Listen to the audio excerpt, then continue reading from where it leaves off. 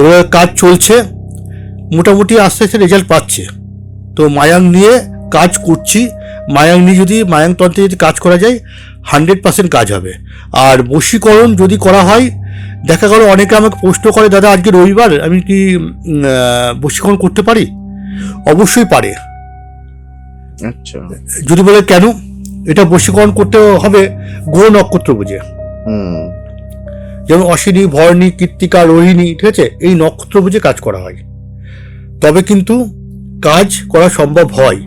এবার যে ব্যক্তিটা আমার কাছে এসেছিলেন, তার মানে তাদের মধ্যে কেস খামারি পর্যন্ত হয়ে গেছে, কেস খামারি হয়ে গেছে, মানে কোনোভাবেই কোথাও রেজাল্ট পাচ্ছে না, কোথাও ফল পাচ্ছে না। আমার কাছে এসে তো কিছু ক্রিয়া করে দিয়েছিলাম, যেমন বেলের কাটা ফাটা দিয়ে তার ছবি নামগুলো দিয়ে আমি ক্রিয়াটা করে দিয়েছিলাম।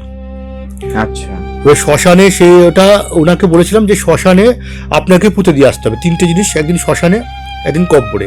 এটা আপনাকে করতে হবে, আপনাকে না করলে কখনো কাজ কাটানো সম্ভব হবে না।